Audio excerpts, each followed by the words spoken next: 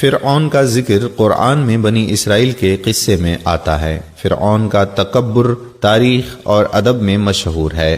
موسیٰ علیہ السلام نے فرعون کو اپنی رسالت کی نشانیاں دکھائیں، مگر اس نے ماننے سے انکار کیا۔ جب بنی اسرائیل کو اللہ نے آزاد کیا اور جزیرہ نمائے سینا کی طرف لے گئے تو بالآخر فرعون پانی میں ڈوب کر مر گیا۔ اس کا گناہ تھا کہ اس نے اپنے آپ کو خدا کے برابر سمجھا، اور اس کے نتیجے میں اللہ نے اس کو آنے والی نسلوں کے لیے مثال بنا دیا۔ القرآن۔